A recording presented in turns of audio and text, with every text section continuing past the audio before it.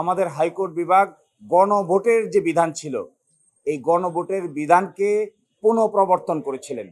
Appeal বিভাগের এই রায়ের মাধ্যমে গণভোটের বিধান পুনঃপ্রবর্তিত হলো। তৃতীয় হলো, বাংলাদেশ সংবিধানের অনুচ্ছেদ ৪৪-২ অনুযায়ী নিম্ন আদালতকে রিটের ক্ষমতা দেওয়া হয়েছিল। হাইকোর্ট বিভাগ এই রিটের ক্ষমতা প্রদানকে অসাংবিধানিক ঘোষণা করেছিলেন। আমাদের আপিল বিভাগ এই অসাংবিধানিক ঘোষণা করার জায়গাটাকে অসাংবিধানিক রেখেছেন, অর্থাৎ হাইকোর্ট ডিভিশন ছাড়া আর কোনো আদালতে রিট আবেদন করার কোনো এখতিয়ার থাকবে না। আর চতুর্থ ছিল তত্ত্বাবধায়ক সরকার। পঞ্চদশ সংশোধনীর মাধ্যমে তত্ত্বাবধায়ক সরকারের বিধানকে বাতিল ঘোষণা করা হয়েছিল।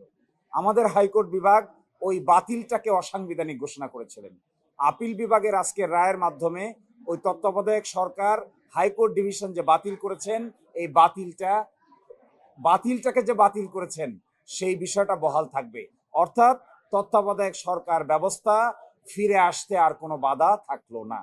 এছাড়া যেগুলো রাষ্ট্রের পলিসি, রাষ্ট্রের নীতি, যেমন সংবিধানের প্রস্তাবনা, আর্টিকেল 8, 9, 10, 11, 12, 25, এগুলো সহ যেগুলো নীতি কথা, এই নীতির বিষয়গুলো সিদ্ধান্ত নেওয়ার জন্য পরিপূর্ণভাবে সংসদের উপর ছেড়ে দেওয়া হয়েছে। আমরা মনে করি এর মাধ্যমে বাংলাদেশের জাতীয় সংসদের দায়িত্ব অনেকাংশে বেড়ে গিয়েছে। অনেকাংশে জাতীয় সংসদের উপর নির্ভর করবে জুলাই চার্টার থেকে শুরু করে সংবিধান সংশোধন করার ক্ষেত্রে কি কি পদক্ষেপ তারা নেবেন। এই 4টি বিষয় ছাড়া বাকি বিষয়গুলো সংসদের সামনে উন্মুক্ত থাকলো।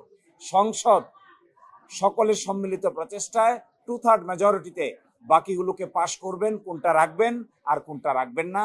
আজকের রায়ের মর্মকথা হলো 4টি বিষয়কে অসাংবিধানিক ঘোষণা করা হলো। এছাড়া বাকি যে বিষয়গুলো ছিল এগুলো মহান জাতীয় সংসদের উপর ছেড়ে দেওয়া হয়েছে। মহান জাতীয় সংসদ আমাদের এক্সপেকটেশন হবে পাশ করার ক্ষেত্রে জুলাই চার্টারের বিষয়গুলোকে বিবেচনা করবেন, কারণ জুলাই চার্টারটাও আমরা দেখিয়েছিলাম আপিল বিভাগে। জুলাই চার্টারে বেশ কিছু বিষয়ে ঐকমত্য পোষণ করা হয়েছিল। এই বিষয়গুলো করতে, অ্যামেন্ডমেন্ট আনতে কিংবা সংস্কার করতে পার্লামেন্টের সামনে আর কোনো বাধা থাকলো না। সংসদ ঠিক করবে, যেমন ধরুন আমাদের অনুচ্ছেদের 4-এ এখানে ছিল ছবির কথা, জাতির পিতার কথা। এই বিষয়টি যেহেতু একটা নীতিগত সিদ্ধান্তের বিষয়, এই জন্য এটি সংসদের উপর ছেড়ে দেওয়া হয়েছে। বাংলাদেশের সংবিধানের প্রস্তাবনায় ছিল 4টি মূলনীতি থাকবে।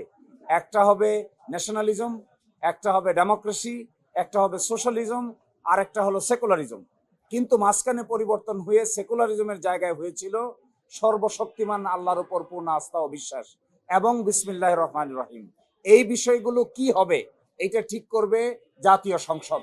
এইটি বর্তমান আদালত ঠিক করে দেননি। একই সাথে রাষ্ট্র পরিচালনার মূলনীতি কি হবে এগুলো বর্ণনা করা আছে আর্টিকেল 8, 9, 10, 11 এবং 12। এগুলোতে কি বিধান হবে এগুলো নির্ধারণ করবে জাতীয় সংসদ।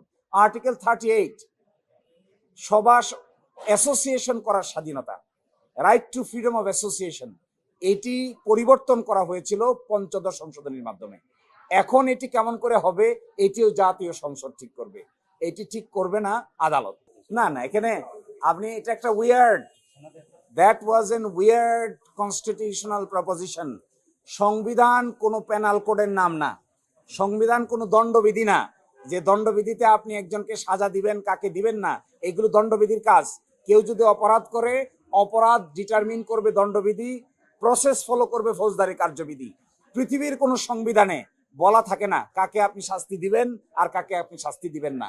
ইট ওয়াজ এ উইয়ার্ড প্রপোজিশন। আমরা যারা সংবিধান পড়েছি, জেনেছি, দুনিয়ার যত সংবিধান জানা লোক আছে, কেউ কোনোদিন এটা সাজেস্ট করবে না যে সংবিধানের ভিতরে কাকে শাস্তি দিবেন আর কাকে শাস্তি দিবেন না এই বিধান আপনি ইনক্লুড করবেন। No, it is not allowed, এটি করা যায় না। সংবিধান পরিবর্তন করতে পারবে না, এটাও একটা উইয়ার্ড প্রপোজিশন। পরিবর্তন করতে পারবে না কেন? আজ থেকে 20 বছর আগে বা দুনিয়ার যে হালত ছিল, আজ থেকে 20 বছর পরে কি দুনিয়ার হালত পরিবর্তন হয় নাই? আজ থেকে 50 বছর পরে আমরা কেউই থাকবো না, নতুন জেনারেশন আসবে, আন্ডারস্ট্যান্ডিং হবে, এডুকেশন হবে। এই জন্য সংবিধানকে বলা হয় একটা লিভিং ডকুমেন্ট। এটি সময়, যুগ জিজ্ঞাসার পরিবর্তনের সাথে এখানে পরিবর্তন আনতে হয়। আমরা যদি বলি এটাতে কোনো পরিবর্তন আনা যাবে না, তার মানে কি এটা কি বাইবেল, এটা কি Quran? No, answer is no. এই জন্য এই পার্টটুকু বাতিল করে দেওয়া হয়েছে। এটা কোনো কনসেপ্টে এটার সঙ্গে মিল হয় না, এই জন্য এই পার্টটুকুকে পরিপূর্ণভাবে বাতিল করে দেওয়া হয়েছে। সেডিশন একটা অপরাধ, বাংলাদেশের দণ্ডবিধির 124-এর ক অনুযায়ী সেডিশন একটা অপরাধ, রাষ্ট্রদ্রোহিতা একটা অপরাধ। কেউ যদি রাষ্ট্রদ্রোহিতা করে 124-এর ক অনুযায়ী তার বিষয়ে সরকারের পারমিশন নিয়ে মামলা হবে। তিনি যদি এটা ভায়োলেট করে থাকেন তাহলে তার বিচার হবে। সংবিধান কি করে বিচার করবে? সংবিধান তো কোনো বিচারের ডকুমেন্ট না, এটি হলো রাষ্ট্র পরিচালনা হবে কিভাবে তার দলিল হলো সংবিধান। তত্ত্বাবধায়ক সরকারের যে ফরমেশন ছিল আগে 13 অ্যামেন্ডমেন্টে, সেটা ছিল লাস্ট রিটায়ার্ড চিফ জাস্টিস এটার হেড করবেন।